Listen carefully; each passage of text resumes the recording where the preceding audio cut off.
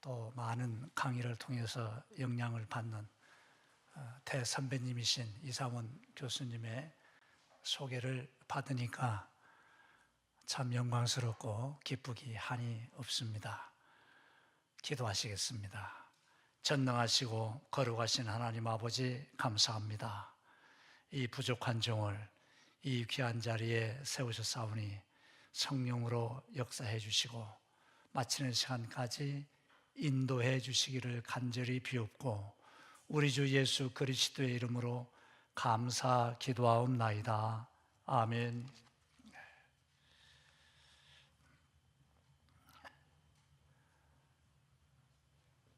2000년 교회사는 성경 해석사와 함께 달려왔다고 해도 과언이 아니다. 이런 말씀 아래서 제가 지난 시간에는 소위 우리 한국교회에 만연하고 있는 문예 비평주의의 그 발톱을 감추고 있는 실체에 대해서 말씀을 간단하게 드렸습니다. 오늘은 그 문예 비평주의 아래서 해석되어지고 있는 성경의 내용들을 예로 들면서 그 내용들을 같은 시기, 문예 비평주의와 함께 같은 시기에 부상했던 언약신학 아래서 그것들을 지적하면서 오늘 평범하게 신학적인 내용을 많이 말씀드리는 것보다는 성경을 중심으로 해서 성경을 해석해 가면서 그런 말씀들을 함께 나누고 문예 비평주의가 문예주의라고 이렇게 자신들의 정체성을 속이면서 혼란을 일으키고 있는 이러한 부분들까지도 같이 한번 생각하는 귀한 시간이 될 수 있기를 바랍니다. 저는 오늘 이 말씀을 증거하기 위해서 미국 웨스트민스터 신학교 레이몬드 딜라드와 트램퍼 롱맨 두 사람 교수 얘기를 안 할 수가 없습니다.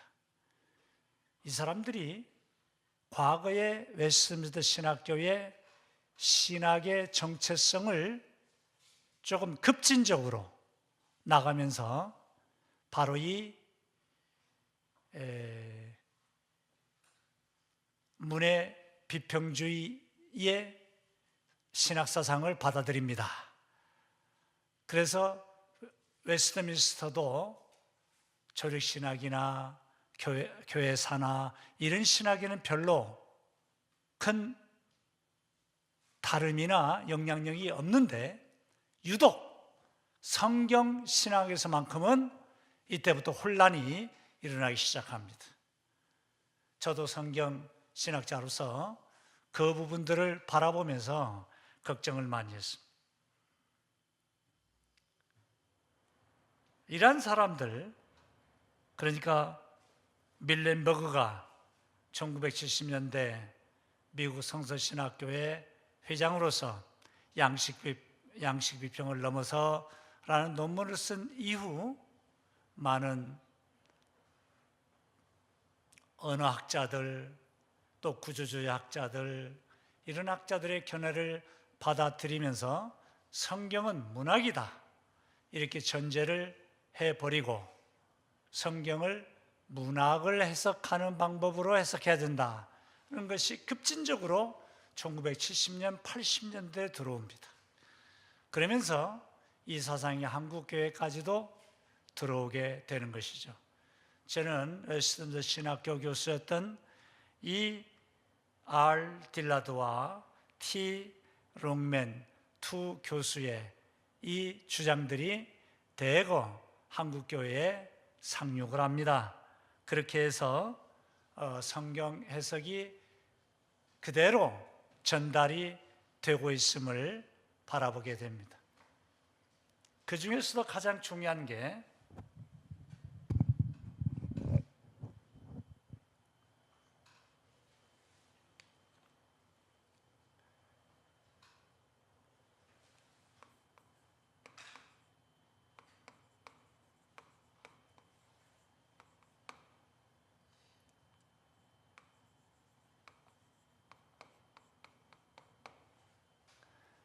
이런 분들이 예를 드는 것입니다.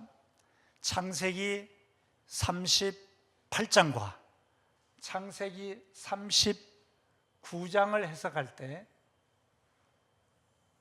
이러한 구조 아래 해석을 합니다.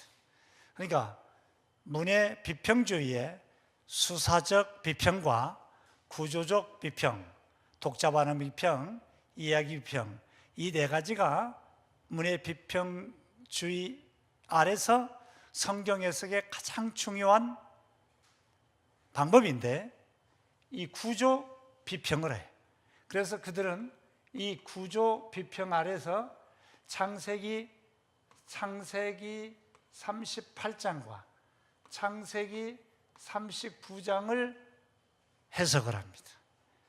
그리고 창세기 38장을 이 아래에 두고 높은 구조로 올라가서 창세기 39장을 이렇게 높은 위치에 둡니다.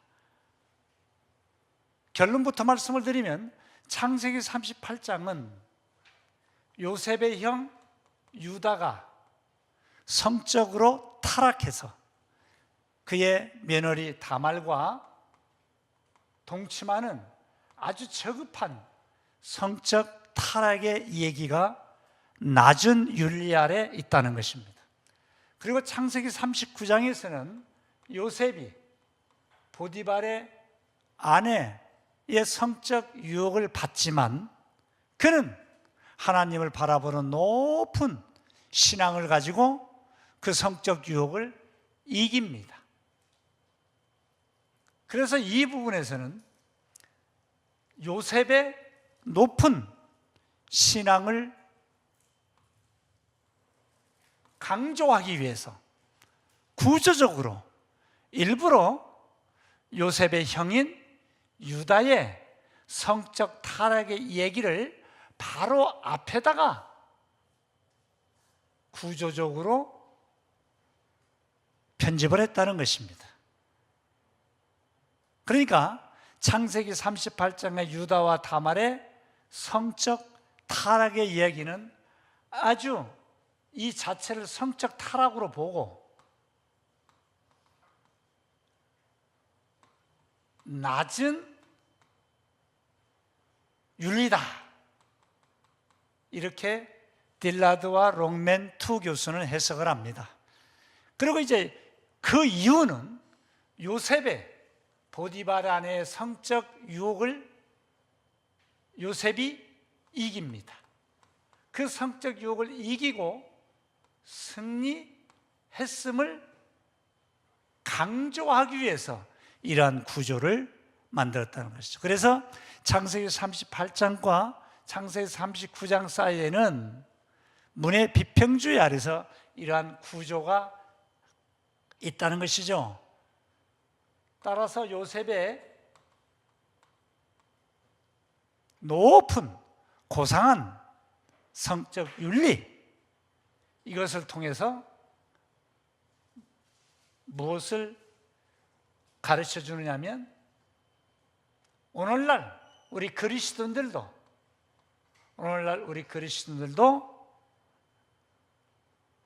유다처럼 낮은 윤리 아래 성적 타락에 머무르지 말고 요셉처럼 높은 성적 윤리를 갖고 이 땅에서 성적 유혹을 잘 이기면 하나님께서 요셉처럼 복을 주신다 하는 그러한 의미로 해석이 되는 것이죠. 그렇다면 문해 비평주의 아래서 이 해석에 의하면 창세기 38장의 유다와 다말은 잘못된 성적 타락의 이야기로 해석이 되었고, 유다와 다말이 동침하거나 결혼한 것은 아주 잘못된 일이라는 결론에 나타납니다.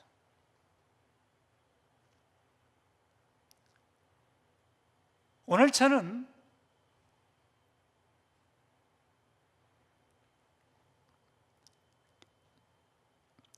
같은 웨스트민스터 신학교의 교수였던 팔머 로버슨이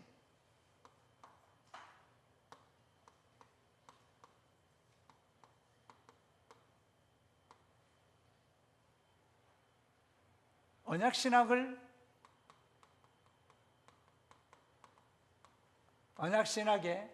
구조를 완성하는 논문을 썼습니다. 그리고 이 사람은 같은 신학교의 교수인 딜라드와 롱맨 두 교수와는 전혀 다른 견해를 가지고 이 사람들은 성경은 문학이다 이렇게 전제를 했지만,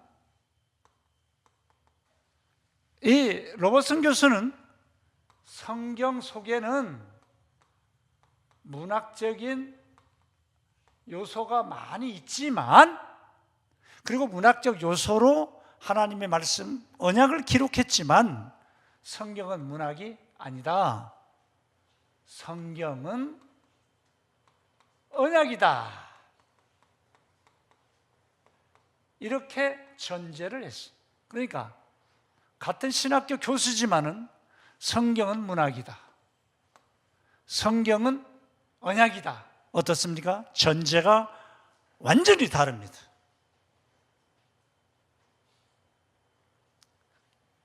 그래서 로버슨 교수는 성경은 언약이고 이 언약을 기록하고 다루는 방법이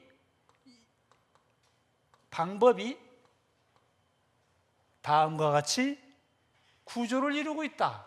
그래서 이러한 구조로 로버슨 교수는 언약신학을 전개했습니다. 그래서 앞에 있는 아담의 언약,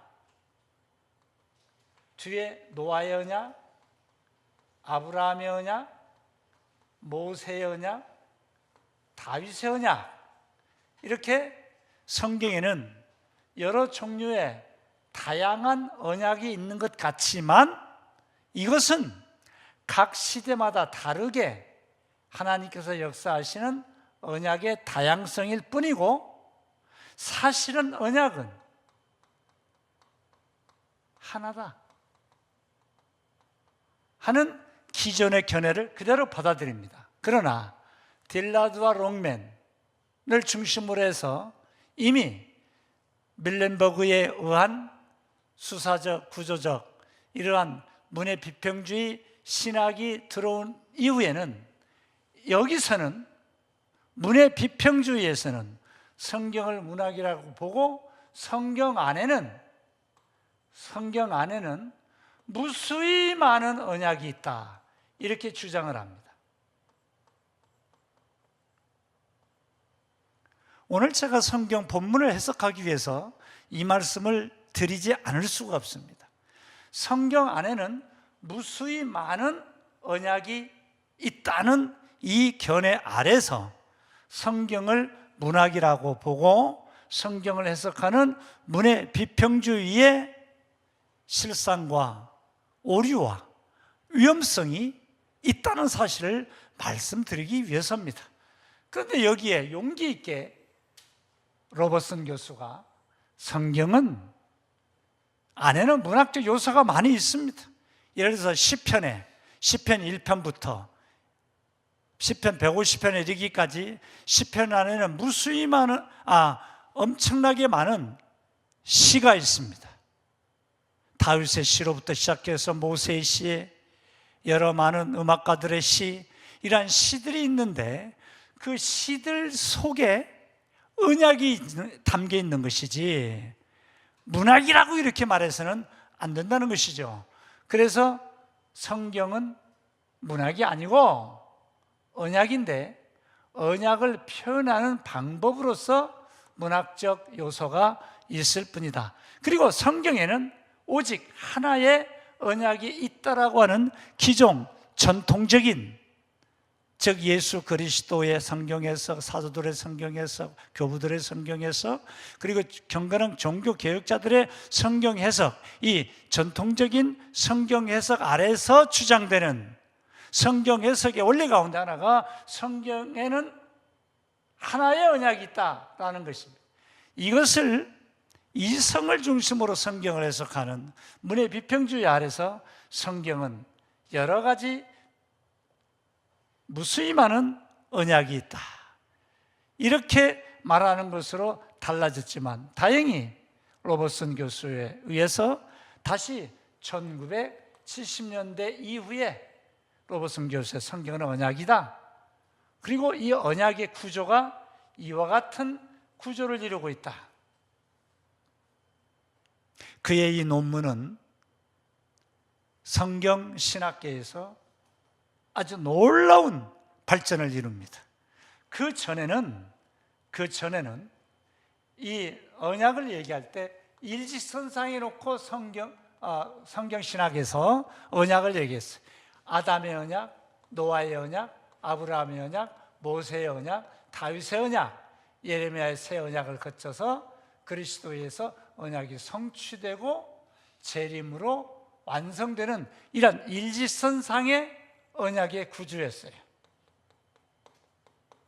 이 로버슨 교수가 이 언약의 구조를 완성하기 전에는요, 그런데 이렇게 얘기하면 마치 성경에는 아담의 언약 더하기 노아의 언약 더하기 아브라함의 언약, 이렇게 해서 언약이 시대마다 이렇게 다르게 나타났다는 것을 인정을 하지만, 이것들을 합해야 하나의 언약인 것처럼 보여서 틀린 것은 아니지만 조금 성경의 언약을 표현하는 데 부족하다, 이렇게 얘기하고 로버슨 교수에 의해서 드디어 이러한 언약의 구조가 처음으로 나타난 것입니다. 이게 1970년대입니다. 처음으로 나타나서 여기를 한번 자세히 보실까요?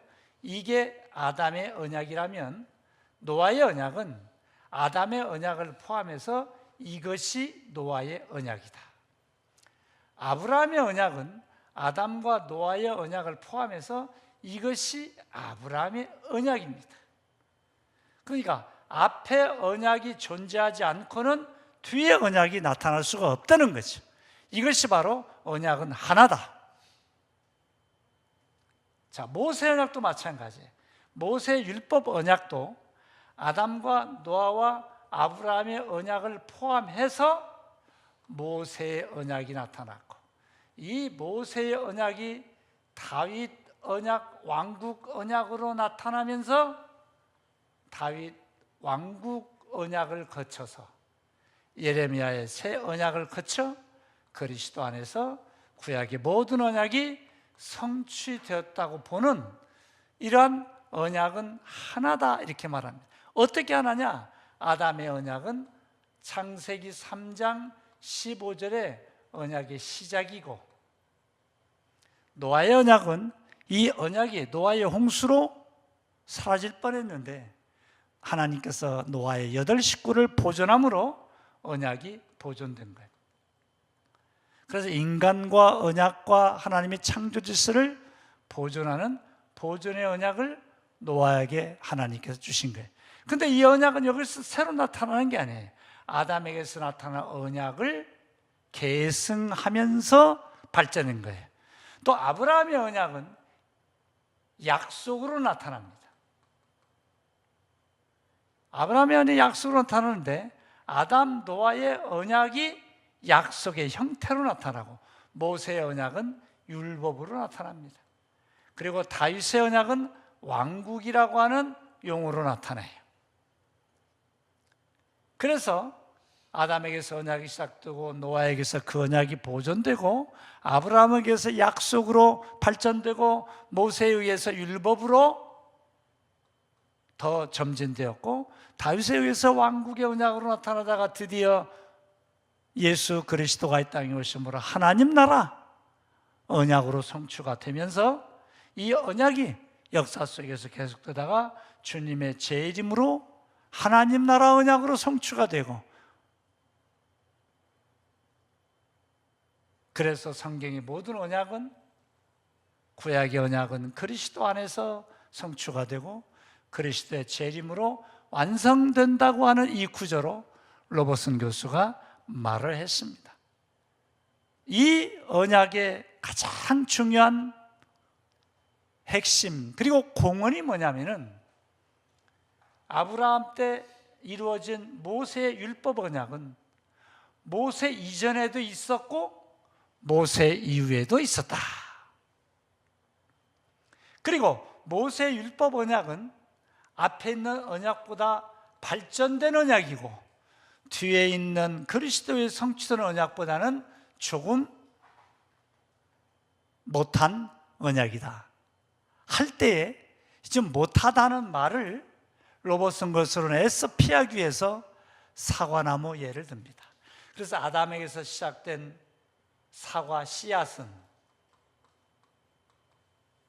노아에 의해서 연한 줄기로 나타났고 아브라함에 의해서 큰 나무, 사과나무로 나타났다가 모세에 의해서 사과꽃이 피었고 예수 그리스도의 성취에서 사과라고 하는 이 열매가 맺었다. 그렇다면 이 씨앗은 사과 씨앗이고 줄기는 사과 줄기고 꽃은 사과꽃이고 결국 사과라는 열매가 맺혀지지 않느냐. 이와 같이 구약의 언약 속에는 창세기 3장 15절에 나타난 여자의 후손, 이 여자의 후손 언약이 역사 속에서 발전된 언약 형태로 나타나다가 그리스도가 이 땅에 오심으로 성취가 되었고 그분의 십자가의 죽으심과 부활을 통하여 구원 언약이 완성이 됐고 그것이 언약이 계속 역사 속에서 주님 오실 때까지 계속 완성된 열매로 나타나서 마지막에 주님의 재림으로 이 세상은 심판을 받고 사라지면서 하나님 나라가 이 땅에 새 하늘과 새 땅이 임하고 새 예루살렘이 임하는 것으로 완성된다. 이렇게 보는 것이 로버슨 교수가 완성한 언약 신학의 구조입니다. 그래서 이 구조에서 큰 역할을 한 게 뭐냐면 모세 시대의 율법 언약이 완성됐지만 이전에는 율법이 없었느냐? 아닙니다. 자, 제사를 보겠습니다. 이 제사 제도도 모세 시대에 양이 대신 피 흘려 죽음으로 제사 지내는 제사가 있었지만 모세 이전에 아브라함 때도 아브라함도 제사를 드렸고 노아도 제사를 드렸고 아담 시대에 가인과 아벨도 제사를 드렸습니다. 그러니까 모세 시대에 제사 제도가 완성됐지만 그 전에도 제사 제도가 있었습니다. 이렇게 연약하지만 그리고 여기서 제도로 완성됐고 이 모세의 제사 제도가 다윗 시대를 거쳐서 왕국 시대를 거쳐서 바벨론 포로 시대 그리고 돌아온 이후 시대를 거쳐서 예수님도 이 모세의 완성된 성막 제사 제도와 솔로몬과 다윗 때 이루어진 성전 제사 제도와 그 뒤에 바벨론 포로 시대의 수르바벨 성전과 그 이후 헤롯 성전을 지나서 그리스도의 성전 제도, 성전이 파괴되는 그리스도의 성전 제도를 통해서 성취가 되었고 오늘날에는 누구나 예수 그리스도를 믿는 자들은 하나님의 거룩한 성전이 되어서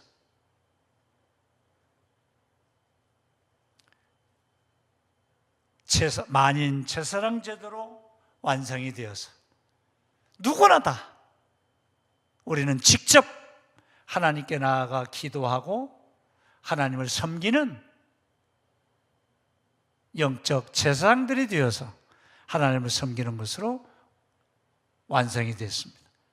이와 같이 아브라함의 언약 이전에도 언약이 있었고 이후에도 언약이 발전된 모습으로 나아가고 모세 시대의 언약은 모세 이전에도 같은 언약이 있었고 모세 이후에는 더 발전된 언약으로 있다.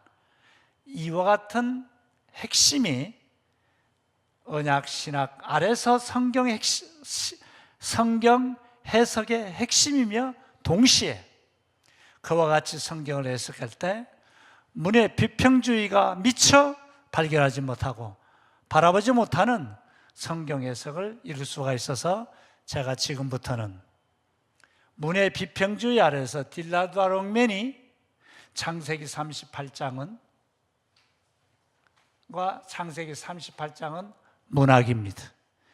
여기서의 문학은 유다와 다말의 성적 타락의 문학이고 창세기 39장은 요셉은 성적 유혹에서 이긴 문학입니다. 그래서 이 문학은 구조적으로 저급한 구조를 이루고 있고 이 문학은 수준 높은 성적 타락에서 이긴 문학의 이야기예요. 이렇게 해석하면 창세기 38장의 유다와 다말의 동침은 아주 낮은 성적 타락이고 낮은 윤리예요. 그리스도인들은 이 윤리를 본받지 말고 요셉이 보디바란의 성적 유혹에서 이긴 것처럼 높은 수준의 하나님을 바라보는 그 신앙 안에서 승리하게 되어야 하는, 이것을 이 유다의 문학 이야기와 요셉의 문학 이야기를 통해서 오늘날 우리 크리스천들에게 이와 같은 신앙적 교훈을 준다. 이것이 딜라드와 롱맨의 해석이고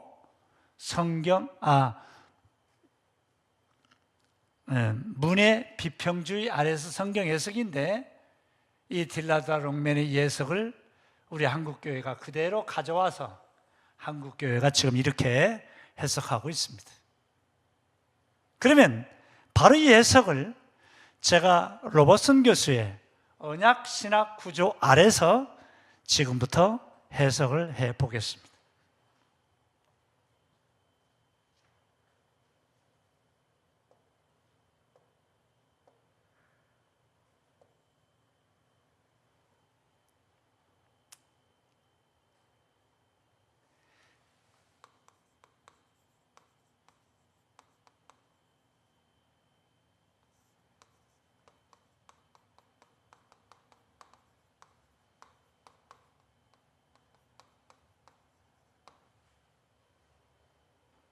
창세기 38장은 창세기 37장부터 시작하는 요셉의 사건을 주목해야 됩니다.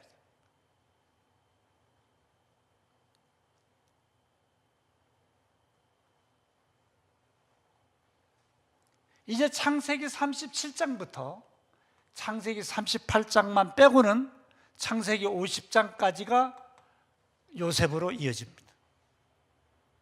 자, 아담, 노아, 아브라함, 이삭의 아들 야곱에 이어지면서 하나님의 언약이 이러한 역사적 인물을 중심으로 내려갑니다.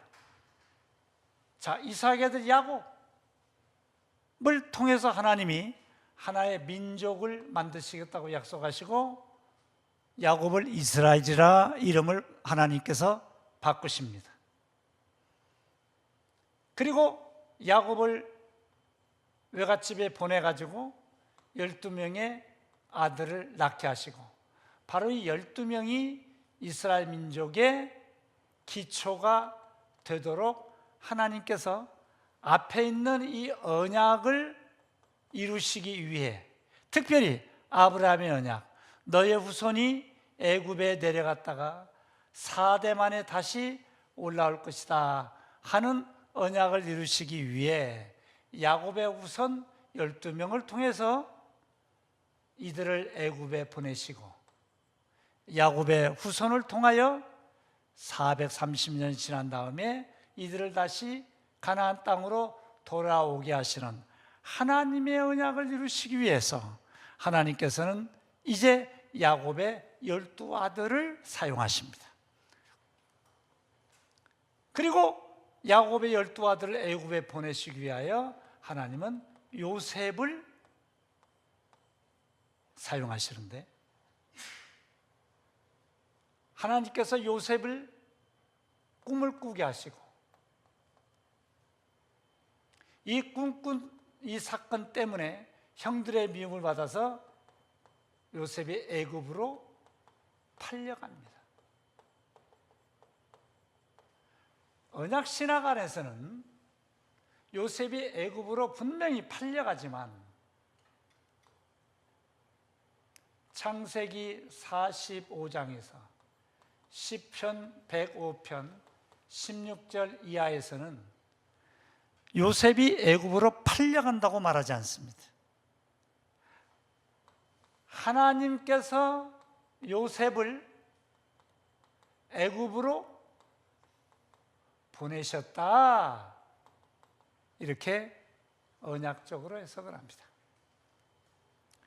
그래서 갑자기 성경은 창세기 37장에서 요셉의 이야기가 시작이 되면서 50장까지 요셉의 이야기로 내려가 버리니까, 아하, 하나님의 언약이 아담, 노아, 아브라함, 이삭, 야곱에게서 요셉으로 하나님의 언약이 내려가는가 하는데, 성경의 원저자이신 성령께서는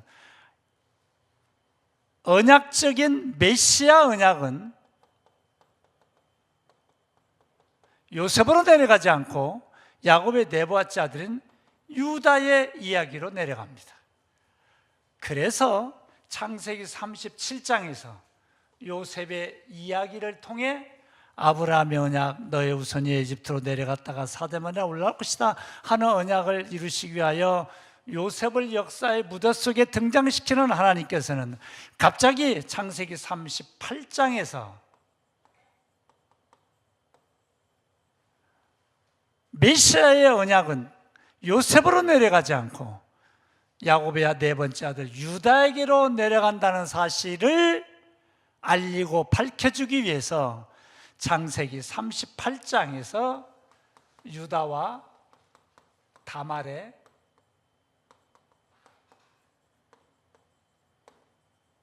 계대결혼 사건을 성경에 기록함으로써 메시아 언약은 요셉에게 내려가지 않고 유다에게 내려간다는 사실을 알리기 위해서 유다의 역사적 사건을 한 토막 선택적으로 기록해서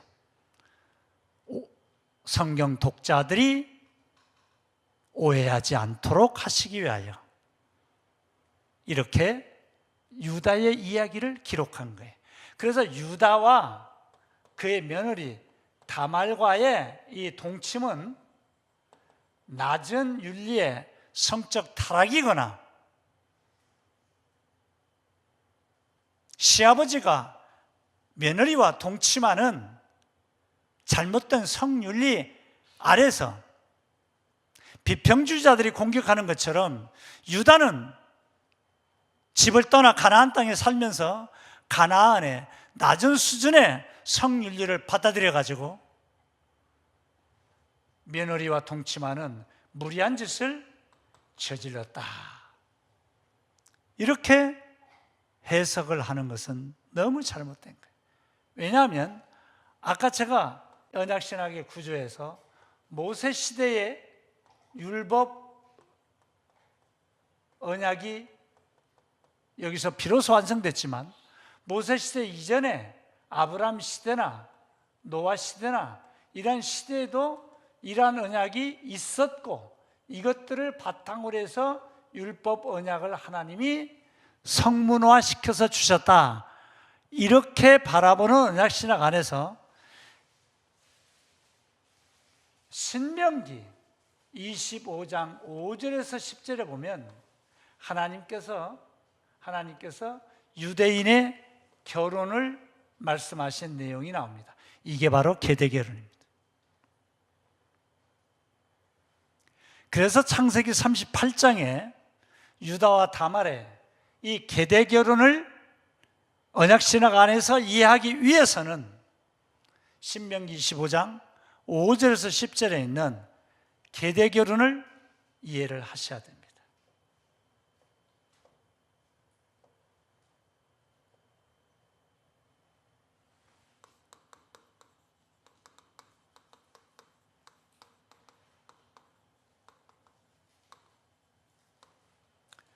이 신명기 25장 5절에서 10절에 나타난 유대인들의 결혼제도를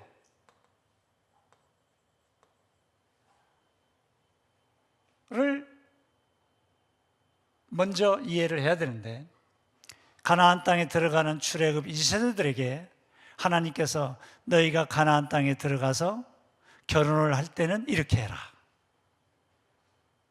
반드시 창세기의 1, 2장이 나타난 결혼제도의 목적은 후손을 남기는 거예요.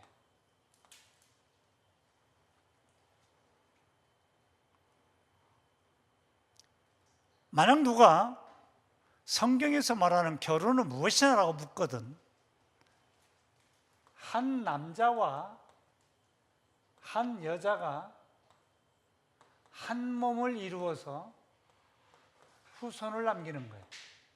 이게 성경적인 결혼제도의 성경신앙에서 가장 중요한 원리입니다.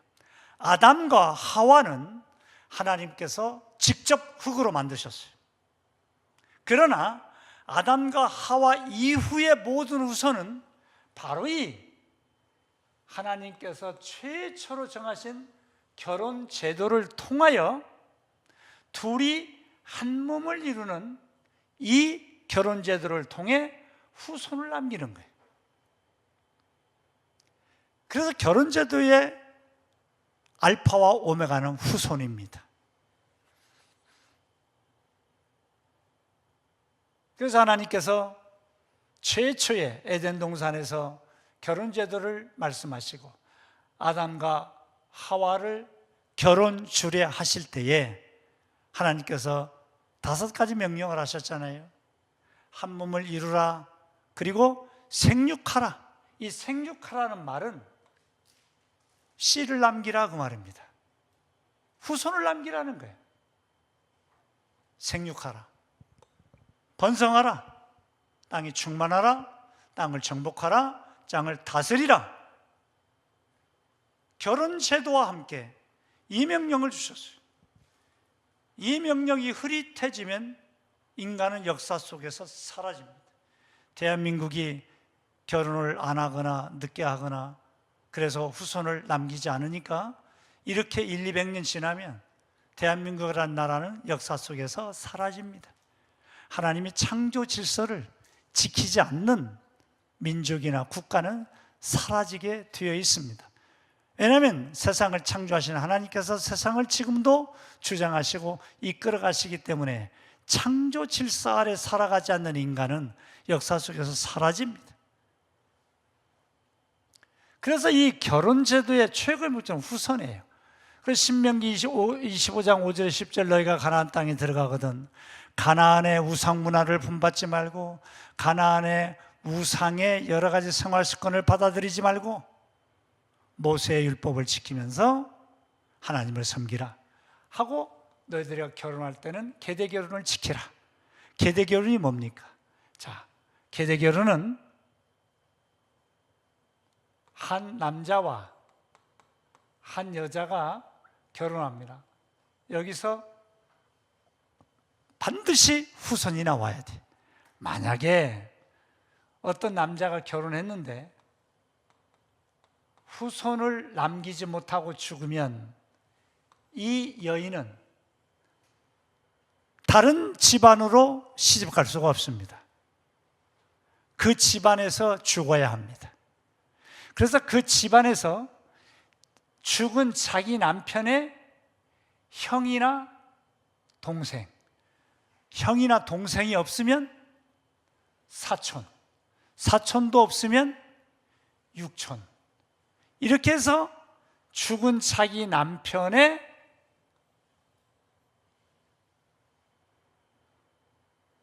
가장 가까운 남자들 순서로 그 남자와 결혼하거나 동침해서 후손이 나오면 이 후손은 자기와 동침한 이 남자의 후손이 아니고 죽은 이 남자의 후손으로 이름을 잇습니다. 그래서 죽은 자의 후손을 이어 죽은 자의 대를 잇습니다. 이 결혼을 하라고 신명기 25장 5절과 10절에서 있는 것입니다. 이게 계대 결혼이에요. 자, 그러면 이와 같은 계대 결혼이 신명기 25장에 있지만 언약의 구조 아래 모세 시대의 언약은 모세 이전의 언약에도 효과가 있고 유효하다는 것이 언약 신학의 핵심이고 골자입니다. 창세기로 돌아와 보겠습니다. 자, 이제 창세기 38장에 보면 유다가 가출을 합니다. 왜 가출을 하던가요? 야곱 집안이 풍비박산이 이르렀습니다. 야곱은 외갓집에서 하나님의 명령대로 고향 땅에 돌아왔습니다. 돌아오자마자 요셉이 꿈을 꾸고 꿈 얘기를 형들에게 했더니 시기에서 형들이 요셉을 애굽으로 팔아버렸습니다. 그리고 짐승이 물어 죽였다고 거짓말을 합니다. 그러니 야곱 집안은 풍비박산이 일어났죠. 형들은 그걸 숨기기 위해서 수군거립니다. 매일매일 야곱의 집안은 근심, 걱정, 공포에 휩쓸리고 있을 때 유다가 가출을 해요. 그래서 가나안 사람에게로 집에서 가출하니까 먹고 살 게 없잖아요. 그래서 가나안 사람의 집에 가서 목축업을 도와줍니다. 목축업을 도와주면서 여기서 살다가 이 가나안 사람 수아라고 하는 사람의 딸과 결혼을 합니다. 그래서 유다가 가정을 이룹니다. 그리고 엘과 오난과 셀라라는 세 아들을 낳습니다. 저는 지금 창세기 38장에 기록된 하나님의 말씀을 언약이라고 전제하고 그 말씀을 있는 그대로 따라가 보고 있습니다. 시간이 흘렀습니다. 유다는 첫째 아들 엘이 장가갈 때가 되었을 때 가나안 여인, 이방 여인 다말이라고 하는 여인과 결혼을 시켰습니다. 그런데 성경은 말하기를 엘이 하나님 앞에서 악하기 때문에 하나님이 엘을 죽였다라고 성경은 기록합니다. 성경의 기록은 언제나 하나님이 어떻게 하셨다, 하나님이 어떻게 이끌어 가셨다, 이렇게 해서 주어를 하나님으로 놓고 해석을 해야 성경 신학에서는 옳습니다. 만약에 성경을 해석할 때 거기 내용이 인간이 있다고 해서 그 인간을 주제로 성경을 해석하면 잘못되게 되어 있습니다. 아브라함 얘기를 할 때도 하나님이 아브라함을 어떻게 인도하셨고 어떻게 주장하셨고 어떻게 그를 통하여 하나님이 역사하셨다, 이렇게 성경을 해석해야 맞습니다. 아브라함이 어떻게 했더니 복을 받았다, 아브라함은 어떻게 해서 어떻게 했다, 이렇게 아브라함을 주제를 가지고 아브라함을 주어로 해서 성경 해석하면 성경 신학에서는 전부 다 실패하고 맙니다. 요셉이 어떻게 해서 어떻게 했더니 복을 받았다, 요셉을 중심으로 성경을 해석하면 완전히 실패하고 맙니다. 하나님께서 요셉을 어떻게 역사의 무대에 등장시켰고 요셉을 어떻게 사용하셨고 요셉을 에집트에 보내셨고 요셉을 하나님께서 어떻게 도구로 하나님의 언약을 이루는 데 사용하셨다, 이렇게 하나님을 주어로 해서 성경을 해석하면 옳습니다. 하나님께서 유다가 가출하게 하시고 가정을 이루게 하시고 아들을 또 결혼을 시켰습니다. 하나님께서 엘이 악하다고 죽이셨습니다. 그랬더니 창세기 38장을 잘 읽어보십시오. 하나님이 두 번째 아들 엘을 불러서 오나나, 네 형이 죽었기 때문에 너는 이 죽은 네 형의 동생으로서의 의무를 이행하라, 이렇게 얘기합니다. 이 의무가 뭘까요? 이 의무가 뭘까요? 창세기 38장에 나타난 유다가 아버지로서 말하는 죽은 형 엘의 동생으로서의 의무가 뭐냐면 바로 신명기 25장 5절에서 10절에 나타난 계대결혼이에요. 형이 죽었으니까 형수인 다말과 동침하거나 결혼해서 후손을 남겨줘야 하는 동생의 의무를 이행하라고 합니다. 그래서 동생 오나는 예하고 아버지의 그 신앙적 명령에 따라서 첫날 밤을 보냅니다. 그래서 동생 오난이 형수인 다말과 동침을 시도하는데 한참 동침을 심호하다가 창세기 38장을 읽어보면 이런 내용이 나옵니다. 오난이 자기가 형수와 지금 동침을 하는데 여기서 태어난 이 아들은 자신의 아들이 아니라 죽은 형 엘의 아들이라고 하는 사실을 생각하는 순간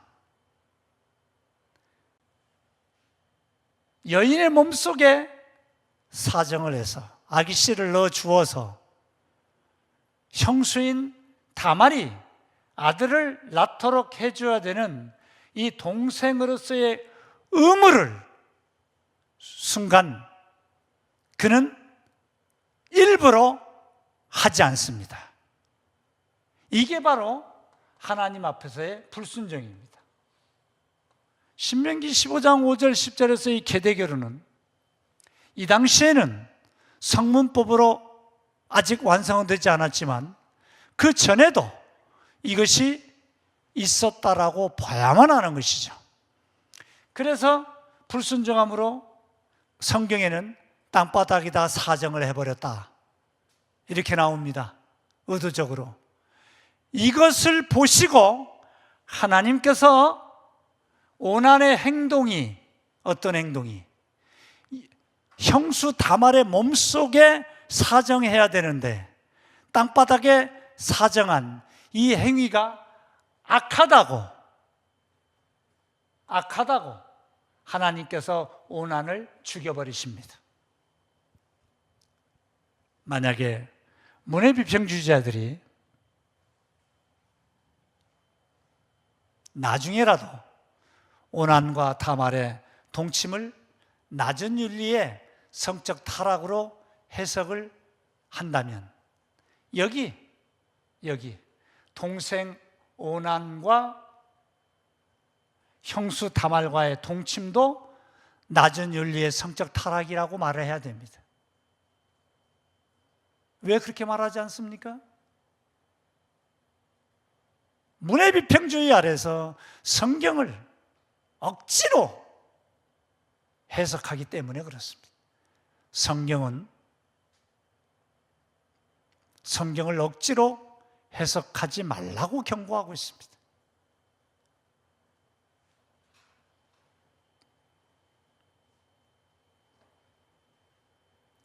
이제 유다의 아들은 셀라만 남았습니다. 신명기 25장 5절 이하의 계대결혼에 의하면 셀라가 이제 다말과 동침해서 도선을 남겨야 합니다. 셀라는 아직 어렸습니다. 그래서 이제 유다는 나중에 뒤에 자기가 고백하면서 뉘우치는 내용을 보면 셀라가 아직 어리다는 이유로 다말을 친정에 보냅니다. 다말을 친정으로 보내버렸습니다. 그 이유는 셀라가 어렸기 때문이라는 이유를 달아서 계속해서 자기 아들들이 죽어가니까 걱정이 되어서 이제 더 이상 아들을 계대 결혼시키는, 여기에서 멀리하기 위해서, 즉 하나님의 말씀을 불순종해버리는 것이죠. 그래서 친정으로 보내버렸습니다. 그런데 창세기 38장 또 읽어보면 뒤에 이런 내용이 나옵니다. 친정에 가 있는 다말은 셀라가 장성했음에도 불구하고, 셀라가 여자를 알만한 나이가 되었음에도 불구하고 자기 남편으로 주지 않았다라고 기록하고 있죠. 이걸 문해비평주의자들은 해석을 해야 돼요. 하지 않습니다. 그리고 시간이 흐릅니다. 양털 깎는 시기가 되었습니다. 양털 깎는 시기란 고대 근동에서 남자들이 집을 떠나서 텐트를 치고 또는 그 지역에 다른 집을 빌려서 거주하면서 양털을 깎습니다. 이 양털 깎는 시기가 되었을 때 바로 딥나라고 하는 곳으로 자기 시아버지 유다가 양털을 깎으러 갔다는 소식을 듣습니다. 유다가 양털 깎으러 갔다는 소식을 듣고 친정에 가 있는 유다의 며느리 다말은 급히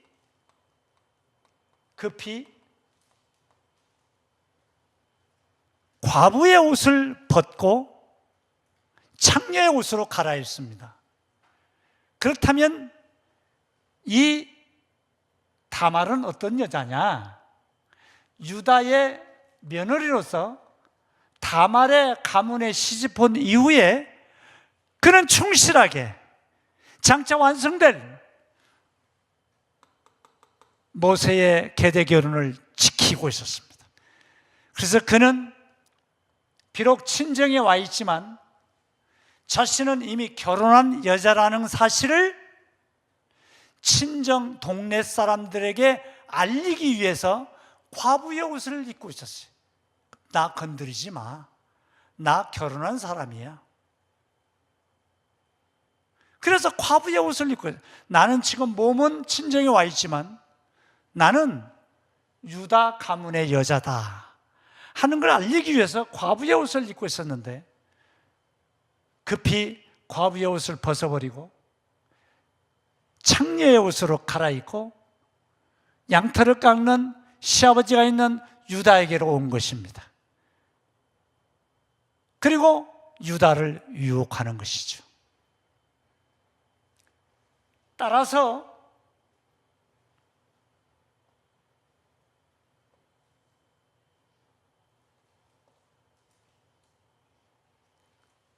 다말은 계대 결혼에 따라 창녀로 변장을 하고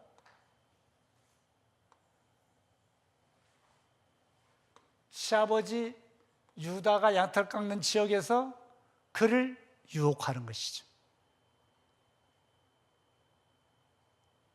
드디어 기회가 왔습니다.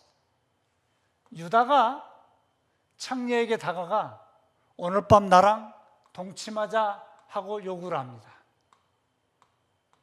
그러니까 이 창녀로 변장한 다말이 면박을 쓰고 나랑 동침하는 건 문제가 아닌데 나에게 화대를 주십시오. 화대. 그러니까 유다가 염소 새끼 한 마리를 주겠다.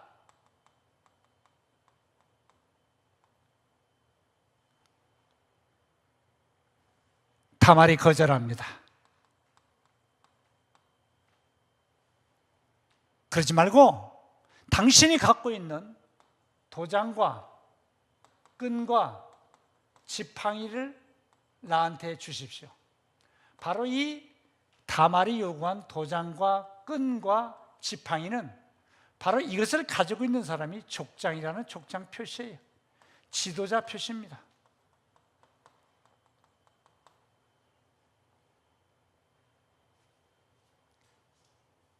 그리고 이것은 아무나 갖고 있지 않고 족장이나 지도자만 가지고 있는 거예요. 이 당시에 이걸 가지고 있는 사람은 유다라고 하는 이 족장밖에 없습니다. 동침을 했습니다. 다음 날이 됐습니다. 유다가 창녀를 찾았지만 사라졌습니다. 급히 자기 친구를 불러다가 염소 새끼 한 마리를 손에 쥐어주고 창녀에게 가서 염소 새끼를 주고 내 도장과 끈과 지팡이를 좀 찾아와 달라고 말합니다. 유다 친구가 하루 종일 찾았지만 못 찾았습니다. 동네 사람들에게 묻습니다. 그래서 동네 사람들이 이 마을이 생긴 이후로 이 동네에는 창녀가 없었습니다. 그리고 성경은 말합니다. 석 달이 지났다. 유다의 귀에, 친정에 가 있는 유다의 며느리 다말이 임신했다는 소식이 들립니다. 유다가 즉각 재판을 엽니다. 유다가 즉각 재판을 연다는 것 자체가 유다는 족장으로서, 지도자로서 사법권과 행정권이 다 있다는 뜻입니다. 그래서 유다가 재판을 열죠. 화형에 처합니다.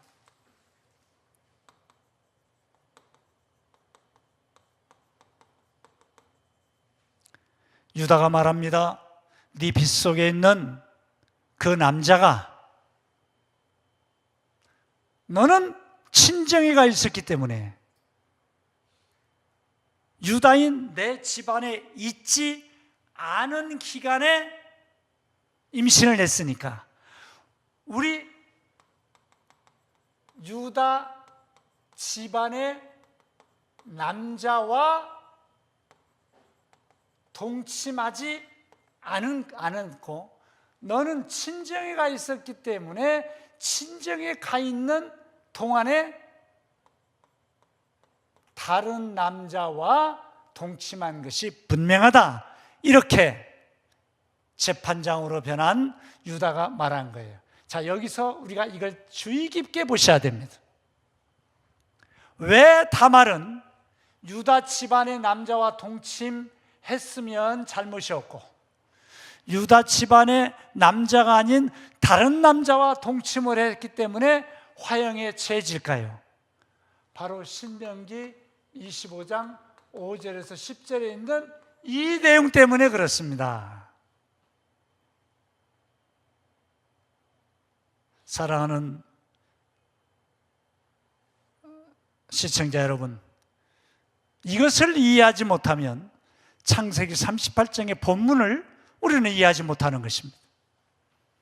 그래서 유다는 자기 집안의 남자와 동침하지 않고 친정에 가 있는 동안 다른 남자와 동침했기 때문에 이것이 잘못이다, 화형에 처할 만큼 잘못이다 인정하고 화형을 막 집행하려고 그러는데 유다가 다말이 도장과 끈, 지팡이 이것들을 증거물로 제출합니다.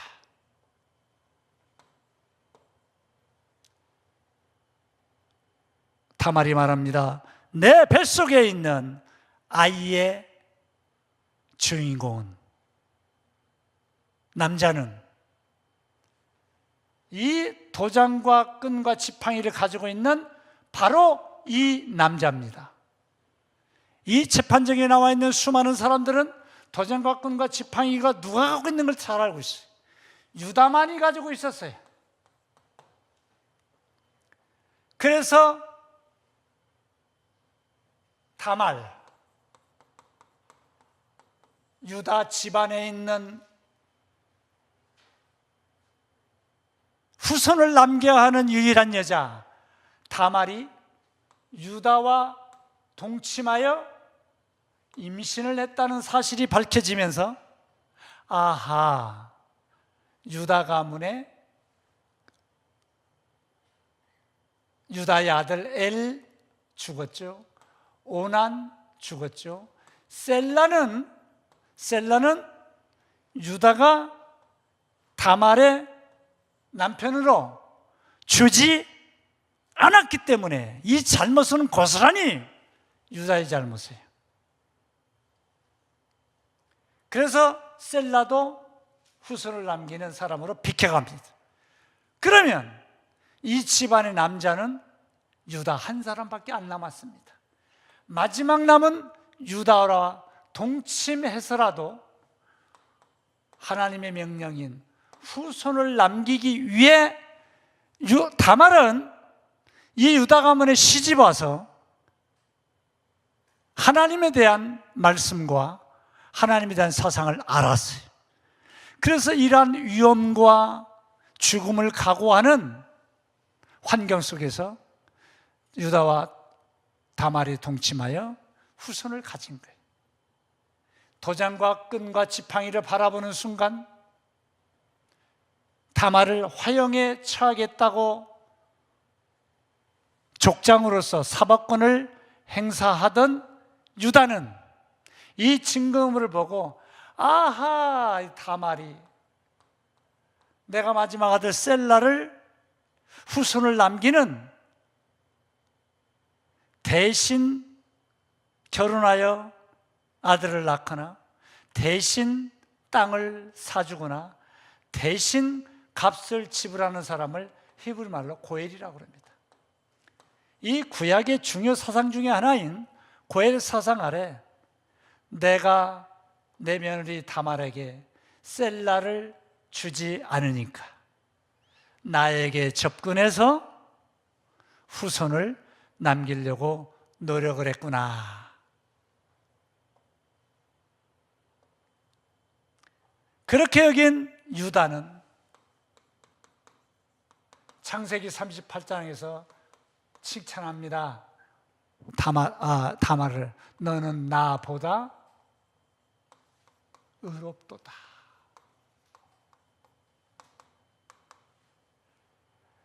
이 말을 해석을 해야 됩니다. 창세기 38장에 자신을 창녀로 변장시켜서 시아버지 유다와 동침한 이 다말을 유다가 너는 나보다 의롭도다 라고 말을 했는데 너는 의로운 여자다. 아니, 며느리가 시아버지를 유혹해서 동침한 게 의롭습니까? 겉으로 문자적으로 보면 이 말씀은 이해하기 힘듭니다. 뭐가 어렵다는 것이냐? 바로 신명기 25장 5절에서 10절에 나타난 계대 결혼을 통해서 후손을 남기라는 하나님의 말씀에 그가 죽음을 각오하고 순종했습니다. 바로 이 사실에 대하여 유다는 며느리 다말을 의롭다 했어요. 그리고 이제 이 유다는 다말에게서 보아스를 낳습니다. 이 보아스가 누구냐? 앞에서 제가 말씀드린 대로 아담, 노아, 아브라함, 이삭, 야곱, 유다, 보아스, 다윗, 예수 그리스도로 이어지는 메시아 그리스도의 계보를 이루게 되는 것이죠.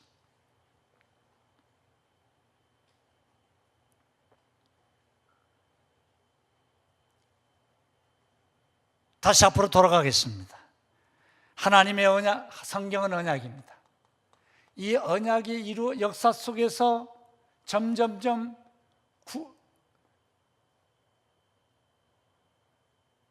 이루어져가는 유기적이며 점진적으로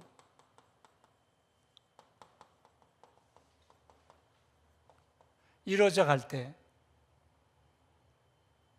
요셉을 통해서 요셉의 얘기가 창세기 37장에서 50장까지 계속되는데 갑자기 38장 여기에서 유다의 이야기를 해주므로 유다는 다말에게서 보아스가 태어나게 함으로써 메시아의 계보는 야곱에게서 요셉으로 이어지지 않고, 비록 창세기 37장에서 50장 길게 요셉의 얘기가 진행된다 하더라도 메시아의 계보는 요셉에게 이루어지지 않고 유다에게로 이어진다는 사실을 보여주기 위해서 창세기 38장이 하나님의 언약 아래서 기록된 것이고, 요셉은 창세기 38장만 제외하고는 창세기 39장, 창세기 37장에서 창세기 39장을 거쳐서 창세기 50장까지 내 후손이 애굽에 내려갔다가 4대 만에 다시 가나안 땅으로 올 것이라는 아브라함의 언약을 성취하는 그 역사적 맥락에서 요셉이 도구로 사용되어졌다는 사실을 밝히고 있기 때문에 이 창세기 38장의 유다와 다말의 이 동침 사건은 저급한 성적 유혹이 아니고 신명기 25장 5절에서 10절 아래에서 볼 때 하나님의 말씀이에요. 이 하나님의 말씀에 유다는 소홀히 했지만 다말은 이 집에 시집 와서 하나님의 말씀을 알고 계시로, 이때는 계시로 나타났겠죠. 나타난 하나님의 말씀대로 그가 순종하여 메시아의 계보를 이루는 의로운, 제가 의로운 여인이라고 밝힌 게 아닙니다. 너는 나보다 의롭도다. 의로운 여인으로 나타나게 되는 것입니다. 그래서 문의 비평주의자들은 창세기 38장을 유다와 다말의 비윤리적인 저급한 성윤리로 보면서 창세기 39장의 높은 요셉의 성윤리를 강조하기 위해서 창세기 38장을 저급한 성윤리를 저지르고 성적 타락한 요셉의 형 유다의 얘기를 구조적으로 쓴 것이다. 그래서 이 구조적 성경 해석 아래서는 창세기 38장에 유다는 저급한 사람이다 이렇게 해석하고 말았지만, 저는 언약신학 아래서 신명기 25장 5절에 10절에 나타난 이 언약의 유기적이며 점진적인 이 모습 아래서 신명기 25장의 모세의 율법이 그 이전에도 있었고 이후에도 있었다는 사실을 말씀을 드리면서, 결코 유다와 다말의 이 동침은, 비록 유다는 며느리 다말이 창녀인 줄 알고 결혼했지만은 결과적으로는 자신의 가문의 후손을 다말의 노력에 의해서 나타났기 때문에 이 후손이 바로 메시아의 후손. 창세기 3장 15절에 후손, 그 후손 계약으로 이어져서 예수님의 여자의 후손으로 이 땅에 오신 이 메시아의 언약을 성경 속에서 이루어낸 사건입니다. 그래서 창세기 38장도 저급한 성윤리를 보여주는 유다의 얘기가 아니라, 비록 유다는 수동적이었지만 적극적인 다말의 하나님의 말씀에 순종하는 의로운 여인이란 모습을 통해서 메시아의 계보가 창세기 38장에 나타났다 이렇게 볼 수밖에 없습니다.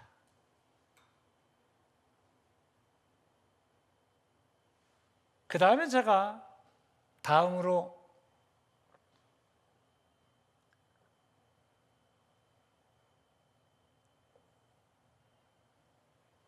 예를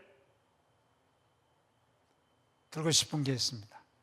자, 시간이 많이 갔지만 제가 간단하게 말씀드리겠습니다. 딜라드 롱맨을 비롯해서 문의 비평주의자들은 창세기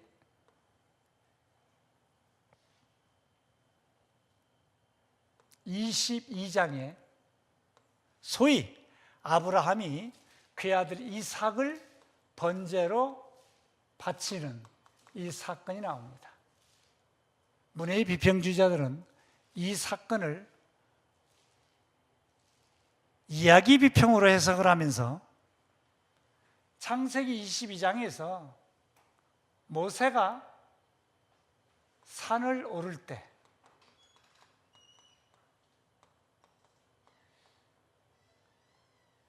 산에서 내려온 이후에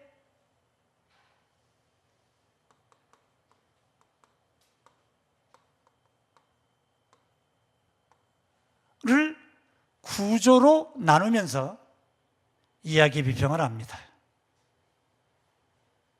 그래서 아브라함은 산을 오를 때 걱정과 근심이 있어.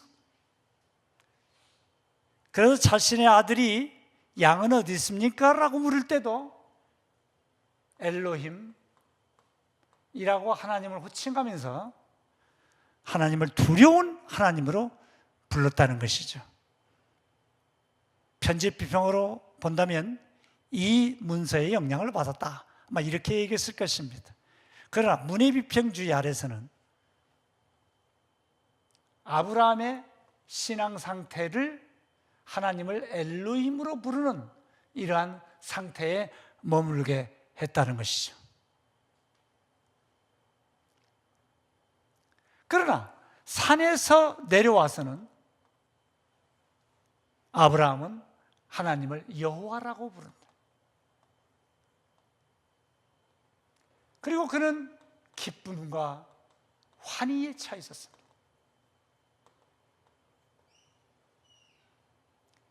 자, 산을 오를 때는 시험 중에 있었고 산에서 내려올 때는 시험에서 합격할 때입니다.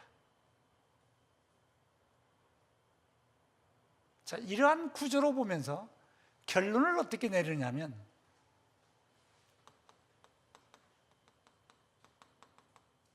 문의 비평주의 아래서 결론은 오늘날 우리 그리스도인들도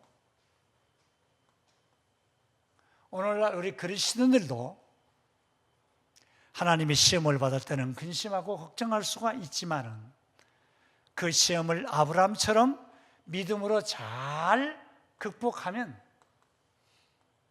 아브라함처럼 기쁨과 환희를 누릴 수가 있다. 그리고 아브라함이 산을 오를 때 그의 아들 이삭에게 대답할 때 하나님께서 준비하신다 라고 신앙 고백을 한 것처럼 우리 그리스도인들도 하나님 앞에서 믿음으로 살고 시험을 잘 이기고 극복하면 우리 앞길에 그리스도인의 모든 앞길에 하나님께서 다 예비하시고 준비하신다. 그래서 여기에 여호와 이레의 복이 있다.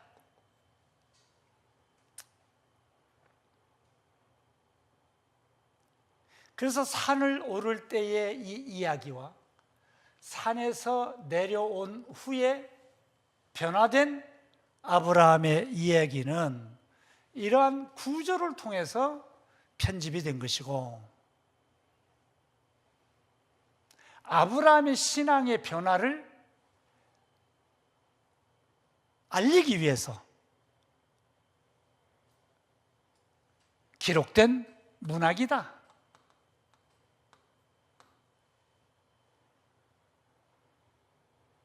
그래서 이 문학은 올라갈 때에 이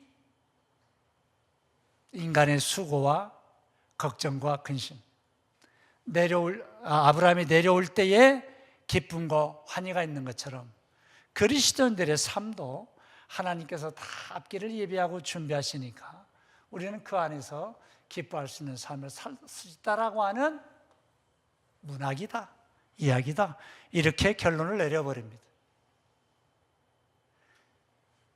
아브라함이 이삭을 번제로 바친 이 사건, 창세기 22장의 내용은 이것으로 끝날까요? 제가 조금만 더 하고 마무리 짓겠습니다. 아닙니다. 이 창세기 22장은 우리 개혁주의에서는 문법적 해석을 해야 되고 역사적 해석을 해야 되면서 신학적 해석까지 들어가야 됩니다. 이 내용은 우리 시청자 여러분들이나 우리 모두가 너무 잘 알고 있는 내용이기 때문에 제가 중요한 게 몇 가지만 말씀을 드리겠습니다. 아브라함이 산을 오를 때 어린 양은 어디 있느냐고 묻는 아들 이삭에게 아브라함이 뭐라고 말합니까? 제가 히브리어를 그냥 한글로 쓰겠습니다. 엘로힘 이르에 로라고 말합니다. 하나님께서 자신을 위해 이르에 준비할 것이다. 칼 비알려 3인식 남성 단수입니다. 준비하신다.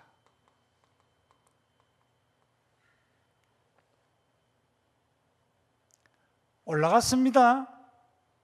마지막 이삭을 죽이기 위해서 칼을 들었을 때 하나님 멈추셨습니다. 그리고 너는 나보다도 더 네 아들 이삭을 아끼지 않았다는 사실을 내가 알았다. 여기서 민맨이라고 하는 단어가 또 나옵니다.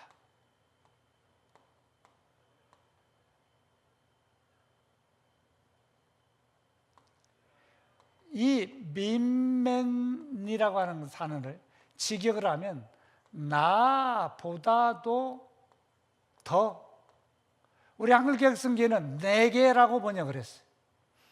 나보다도 더, 이런 말은 하나님과 그의 아들 이삭을 두고 비교하는 겁니다.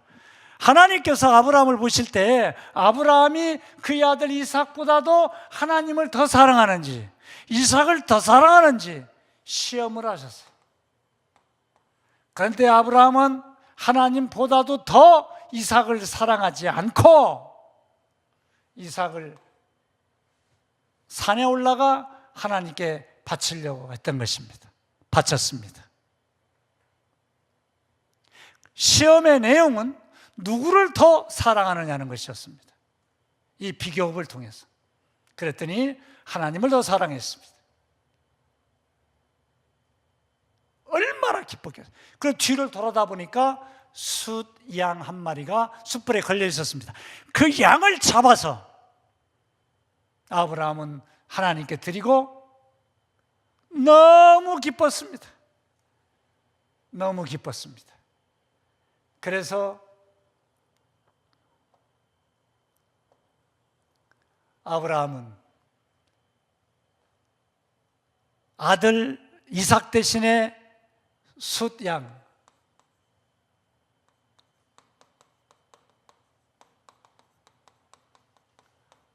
그곳에 훗날 먼 훗날 사람들이 부르도록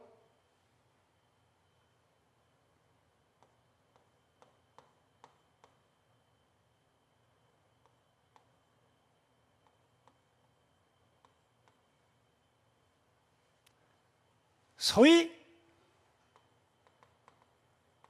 여호와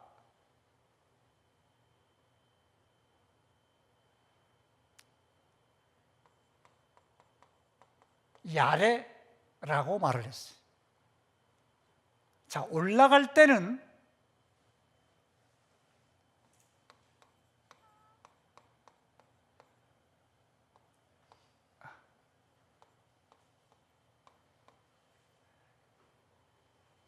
엘로힘 이르에 곧 이레라고 했던 아브라함이 아들 이삭 대신에 수양을 바친 그곳에다가 팻말을 세우고 이름 붙이는 여호와 야레라고 그랬어요. 야레.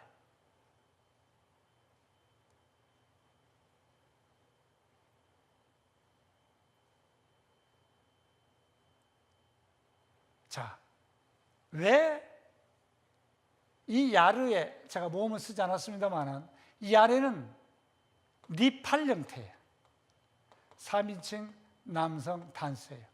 그가 준비될 것이다. 여기는 칼 미완례이기 때문에 하나님께서 준비하실 것이다.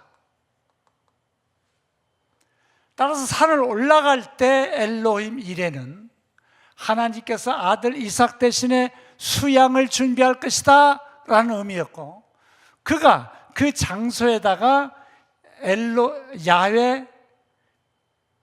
야레라고 니팔 형태로 단어를 바꾸어서 다시 말한 것은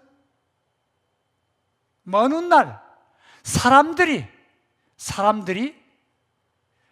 그가 준비될 것이다 라고 말할 것이다는 의미 아래서 이렇게 말한 거예요. 따라서 언약신학 아래서는 올라갈 때 이삭 대신에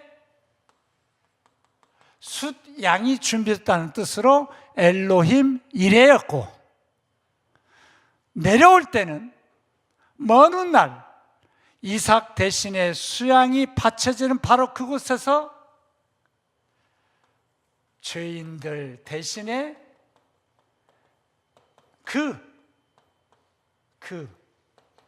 그가 예수 그리스도가 준비될 것이다 하는 의미로 아브라함이 말했다고 보고, 산을 내려와서 이제 아브라함이 복을 받습니다. 이 복을 받는데 이 복은 그 이전에 아브라함이 받은 복과 똑같아요. 너의 후손이 하늘의 별과 같고 바닷가의 모래를 같고 너의 후손을 통해서 천하 만민이 복을 받을 것이다. 이 언약은 아브라함의 후손 곧 예수 그리스도를 통하여 그를 믿는 자의 숫자가 하늘의 별과 같고 바닷가의 모래와 같을 것이라고 나중에 성취될 것이며, 천하 만민이 이방인들이 아브라함이 믿음으로 의롭게 되어 구원을 받은 것처럼 천하 만민이 이방인을 포함해서 예수 그리스도를 믿음으로 의롭게 되어 구원을 받는 이 언약으로 성취될 언약이 바로 창세기 22장 엘로힘 이레와 여호와 야레라고 하는 말씀을 통해서 이루어진 것입니다. 그런데 어떻게 된 것인지 세계 모든 신학자들 또 목사들이 이 창세기 25장의 엘로힘 이레와 여호와 야레라고 하는 이 두 단어를 혼동해가지고 여호와는 이 뒤쪽에 있는 말을 따고 야레라는 말 대신에 이레를 연결시켜서 여호와 이레라는 말로 성경을 잘못 이해하면서 여호와 이레라는 말은 이삭 대신 수양이 바쳐진 것처럼 오늘날 그리스도인들의 앞날에 모든 것을 예배하신다는 의미로 여호와 이레라는 말이 잘못 해석되고 전달되면서 지금까지도 그렇게 이해되고 있고, 문해 비평주의 아래서도 똑같이 그와 같은 잘못을 범합니다.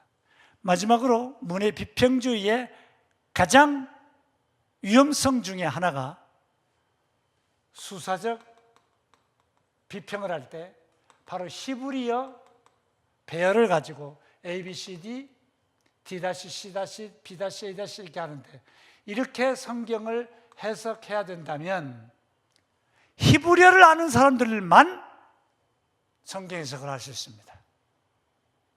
제가 보건대.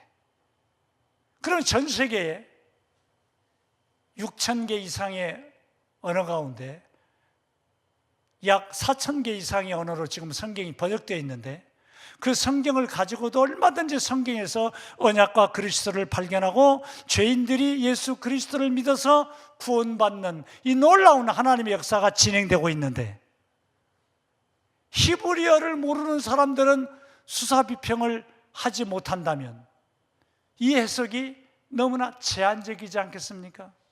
그래서 문의 비평주의 아래 이 수사비평의 위험성을 제가 지적하면서 수사적, 구조적, 독자 반응 비평, 이야기 비평 가운데 수사적 비평의 위험성, 구조적 비평의 잘못 해석, 그 다음에 독자 반응 비평의 성경을 해석하는 자마다 해석이 다르다. 이야기 비평, 이 이야기를 어떻게 이해하느냐에 따라서 그 뒤에 나오는 결론이 수많은 언약으로 나타난다라고 말하는 문의 비평주자들의 성경 해석의 위험성은 너무 많습니다. 그래서 저는 언약신학자로서 로버슨 교수의 언약신학의 구조 아래 성경을 해석할 때 그렇지 않은 언약 중심의 성경 해석이 대안으로 나올 수가 있고, 그 언약 중심의 성경 해석은 성경에는 언약 하나밖에 없고 그 언약이 다양성이 있게 나타나지만 그 언약은 전부 다 예수 그리스도 중심으로 그리스도의 성취와 완성으로 구약성경, 신약성경 전체가 해석이 되어질 수 있는 유일한 대안이다, 이렇게 말씀을 드리면서 아직도 우리 한국교회의 문의 비평주의의 성경에서 제가 창세기 38장과 창세기 22장의 해석을 언약신학 안에서 해석해 드리면서 문의 성경 비평주의자들이 A라고 성경 해석을 했다면 언약신학 안에서 B라고 성경 해석이 되어야 된다고 감히 한국교회에 선포하면서 문의 비평주의의 성경 해석의 위험성을 종합해서 문의 비평주의의 성경 해석의 위험성의 마지막은 언약과 그리스도가 보이지 않습니다. 그 위험성을 지적하면서 오늘 강의를 마치도록 하겠습니다. 지금까지 경청해 주셔서 대단히 감사합니다. 기도하시겠습니다. 전능하시고 거룩하신 하나님 아버지, 감사합니다. 문의 비평주의가 문의 비평이라는 말로 자신을 감추고 왜곡하면서 전 세계를 뒤덮고 있고 우리 한국교회까지 이러한 해석이 만연되고 있지만 우리 예수님과 사도들과 교부들과 또 종교개혁자들이 성경은 언약이며 예수 그리스도 중심으로 신학적 해석을 해야 된다라고 말하는 이 해석 아래서 성경에서 예수 그리스도 중심의 구원 언약을 발견하고 그 구원 언약의 핵심인 우리 주님 예수 그리스도가 바르게 이해되고 해석되어져서 온 세상에 전파되는 놀라운 성령의 역사가 이루어지도록 하나님 아버지께서 주장하시고 역사하시고 인도하여 주시옵소서. 예수님의 이름으로 감사드리며 기도하옵나이다.